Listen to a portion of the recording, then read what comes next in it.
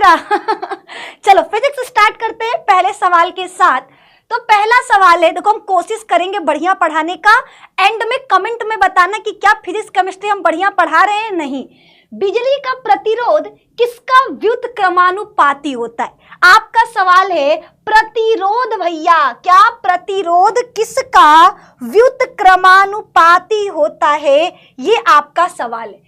पहला सवाल, तो देखो आप लोगों को फॉर्मूला पता होगा, R is equal to rho L by A.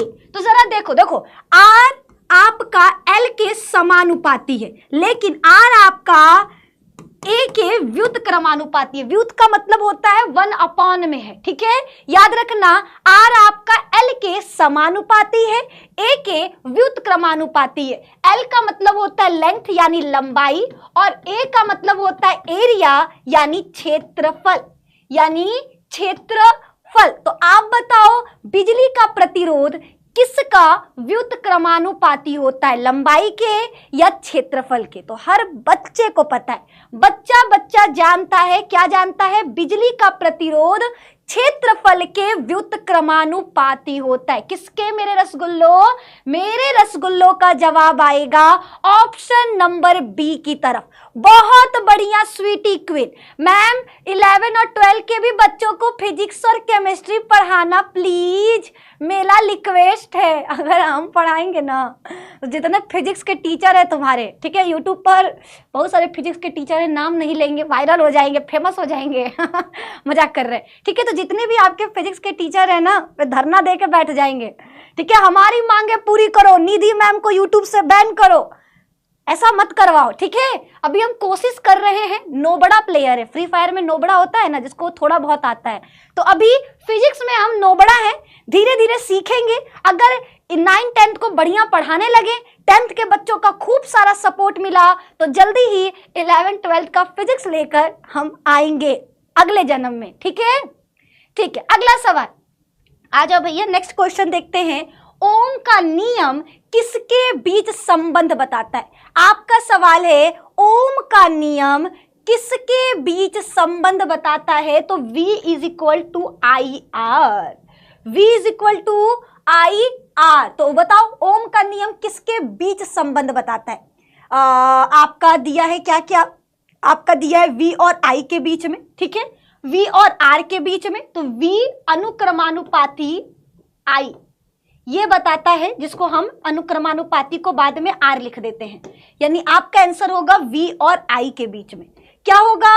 Option number A, V और I के बीच में। ओम का नियम किसके बीच संबंध बताता है? मेरे रसगुल्लो, याद रखना ओम भैया ने, यानी ओम जो साइंटिस्ट थे हमारे, उन्होंने बताया था V अनुक्रमानुपाती I। अनुक्रमानुपाती को हटाने के लिए कोई भी हम लोग क्या करते हैं, सिग्निफिकेंट अक्षर रख देते हैं, तो अनुक्रमानुपाती को R से डिनोट करते हैं, यानी प्रतिरोध, ठीक है। तो V और I क्या है? एक दूसरे के समानुपाती हैं, ये बताया था हमारे ओम जी ने। बताओ क्लियर है? 2 का A, बहुत बढ़िया जवाब। ये हमारे सारे के सारे 12th के बच्चे आ गए हैं क्या जी? हैं, देखो ये है मेरे असली शेर, ठीक है। निधि मैम तुम चिंता मत करो, 10th वाले नहीं आएंगे तो हम ही पढ़ेंगे, ठीक है। ये हमारे 10th के बच्चे, 12th के बच्चे हैं। वाह, धन्यवाद बच्चों, ठीक है। आइए अगला सवाल, नेक्स्ट क्वेश्चन की तरफ बढ़ते हैं। अगला सवाल है 220 वोल्ट और 100 वॉट का बल्ब 1 घंटे तक जलने पर कितनी विद्युत ऊर्जा खपत करता है? आपको ऊर्जा बताना है। क्या बताना है? ऊर्जा बताना है। तो देखो आपका वॉट दिया है 100 और घंटा कितना दिया है? 1 घंटा को हम क्या लिख सकते हैं? 1 घंटा को हम लिखेंगे 60 मिनट, 60 मिनट में 60 सेकेंड, यानी हो जाएगा 3600, ठीक है। 3600 आप लिखोगे 36 1 2 3 4, है ना, यानी आपका होगा 360 किलो जूल। 360 किलो जूल ये आपका करेक्ट आंसर होगा। 360 किलो जूल ये आपका करेक्ट आंसर होगा, ठीक है। ठीक है, अगला सवाल, नेक्स्ट क्वेश्चन। चुंबकीय क्षेत्र रेखाएं किस दिशा में जाती हैं? ठीक है, आपको पता है चुंबकीय क्षेत्र किसे कहते हैं? Magnetic field. मैग्नेटिक में चुंबक लाते हो ना एक दूसरे को, दोनों पास पास चिपक जाते हैं। तो आप बताओ कि चुंबकीय क्षेत्र की रेखाएं किस दिशा से किस दिशा में जाती हैं, ठीक है, किस दिशा से किस दिशा में जाती हैं, ये आपको जवाब देना है। कौन बताएगा, कौन बताएगा, फटाफट से दीदू प्लीज 9th वालों को भी पढ़ाइए। अरे 9th वाले भी आ गए क्या, ठीक है स्टूडेंट लाइफ 10th पढ़ लो, दो बार 10th पढ़ोगे टॉप करोगे, टॉप, समझे, ठीक है। 9th का रिजल्ट भैया कोनो मायना नहीं रखता है, 10th और 12th का करता है। तो आप लोग 10th और 12th पे फोकस करो, 9th वाले 10th पे फोकस करें, 11th वाले 12th पे फोकस करें, बाकी 9th और 11th तो पास हो ही जाना है, ठीक है। ओके बताओ यहां तक क्लियर है कि नहीं। इस सवाल का सही जवाब कौन देगा, ऑप्शन नंबर ए की तरफ बच्चे जा रहे हैं, उत्तर से दक्षिण की तरफ, ठीक है, उत्तर से दक्षिण की तरफ ठीक है, उत्तर से संख्या कम हो रहा है, हम शेयर कर दे थोड़ा सा, ठीक है, हम पहले करेंगे शेयर। ये देखो, ये हमने क्या किया, लिंक पकड़ा, इसको किया कॉपी और हमने भेज दिया व्हाट्सएप ग्रुप में, ठीक है। अरे नंबर दिखा दे, ठीक है, दिखा नहीं ना कुछ, ओके। इसका जवाब बताओ, उत्तर से दक्षिण, दक्षिण से उत्तर, अंदर से उत्तर दक्षिण, बाहर से दक्षिण से उत्तर। तो आपका आंसर होगा बाहर से, बाहर दक्षिण से उत्तर की तरफ, ठीक है। हमारा जो चुंबकीय क्षेत्र रेखाएं हैं वो दक्षिण से उत्तर की तरफ जाती है, लेकिन अंदर से नहीं, बाहर से, अंदर से नहीं बाहर से, ऑप्शन नंबर डी। अगला सवाल नेक्स्ट है, धारा की एसआई मात्रक क्या होता है, इलेक्ट्रिक करंट का एसआई मात्रक क्या होता है, सब जानते हैं एम्पियर, ठीक है। बस फिजिक्स कैसे करा लेते हैं, केमिस्ट्री बायो में देखो एकदम ढिंचक पढ़ाएंगे, ठीक है। फिजिक्स बस हमको ऐसे ही पढ़ा लेने दो तन्नीसा मैम, आपसे एक रिक्वेस्ट है, आप सीबीएसई बोर्ड वालों को भी पढ़ाइए, हम सबको पढ़ाएंगे, ठीक है, डोंट वरी, इतना पढ़ाएंगे, इतना पढ़ाएंगे, इतना पढ़ाएंगे कि बस सारा चैनल बंद, केवल निधि मैम का चैनल चलेगा, ठीक है। सीबीएसई वालों को पढ़ाइए, सीबीएसई वाले हमसे पढ़ेंगे जी, उनको तो एक ही मैडम पसंद है, ठीक है, हम नाम नहीं लेंगे है ना, वो हमारे लगे इवे नहीं करेंगे तो क्या करें, सीबीएसई के बच्चे हमसे पढ़ेंगे। अगला सवाल, एसी का फुल फॉर्म क्या होता है, अल्टरनेट करंट, है ना, अल्टरनेटिंग करंट एसी का फुल फॉर्म होता है, एसी है ना, एसी एयर कंडीशनर, कुछ मत लिख कर चले आना, फिजिक्स में एसी का पूरा नाम होता है अल्टरनेटिंग करंट, प्रत्यावर्ती धारा, ठीक है, अल्टरनेटिंग करंट, ये आपको याद रखना है, ठीक है। मैम मैं आसाम से हूं और आपका क्लास देखता हूं, कभी कभी आपका पढ़ाने का तरीका बहुत अच्छा लगता है, मैं ग्रेजुएशन का तुम भी मजाक करते हो चलो आगे, ठीक है। अगला सवाल नेक्स्ट है, जब किसी चालक में धारा बहती है तो उसके चारों ओर क्या उत्पन्न होता है, तो जब किसी चालक में धारा बहती है, ठीक है, किसी भी चालक के अंदर करंट फ्लो होगा तो उसके चारों तरफ क्या उत्पन्न हो जाएगा, चुंबकीय क्षेत्र, क्या उत्पन्न हो जाएगा, चुंबकीय क्षेत्र उत्पन्न हो जाएगा, ऑप्शन नंबर बी। एक बच्चा तो सही जवाब दे ताकि हम उसके भरोसे टिक लगा सके, हैं, एगो बच्चा तो ठीक आंसर दो जी, एगो हमारा फिजिक्स लुल, तुम लोग और लुल मिलोगे तो हम कैसे काम चलेगा, एक बच्चा करेक्ट आंसर दो हमको, ठीक है, हम देख देख के मारते चलेंगे। अगला सवाल, विद्युत शक्ति का सूत्र बताओ, ठीक है, विद्युत शक्ति, पावर का सूत्र, ठीक है, खाली झमकौले से पावर ना होला, पावर ऐजे से शुरू होला और ऐजे खत्म होला, लेकिन यहाँ पे पावर का सूत्र बताना है, P is equal to V I, P is equal to I R, P is equal to V upon R, या P is equal to I square R, क्या लग रहा, इसका सही जवाब आप बताओ क्या लग रहा है, ठीक है। पावर का सूत्र क्या होगा, पावर का सूत्र क्या होगा, कौन देगा इस सवाल का सही जवाब, कौन सा क्वेश्चन चल रहा है, ये क्वेश्चन कौन सा चल रहा है ये भी बता देना हमको, ठीक है। P is equal to V I की तरफ सब जा रहे हैं, P is equal to V I की तरफ सब लोग जा रहे हो, हाँ या ना, हाँ या ना, P is equal to V I, V I V I V I, चलो सब बच्चे वी आई की तरफ जा रहे, सब बच्चे वी आई की तरफ जा रहे, P is equal to V I, ठीक है, P is equal to V I, okay, ठीक है।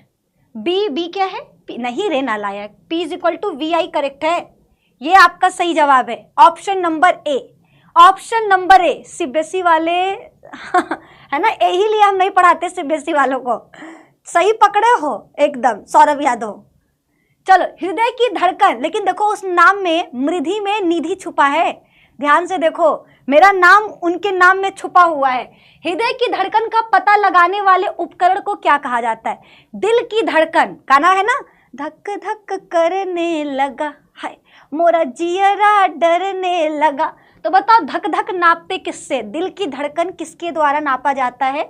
तो आपका जवाब होगा ईसीजी। ईसीजी का पूरा नाम कई बार परीक्षा में आता है, इलेक्ट्रोकार्डियोग्राम।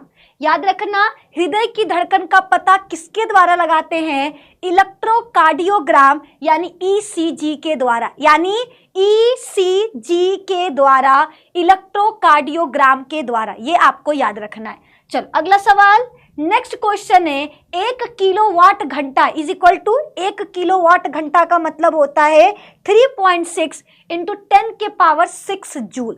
ठीक है, 1 किलोवाट घंटा का सूत्र याद रखना 3.6 इंटू 10 के पावर 6 जूल, है ना। ये सारा बच्चा याद रखेगा, 1 किलोवाट घंटा इज इक्वल टू 3.6 इंटू 10 के पावर 6 जूल, यानी याद हो जाएगा।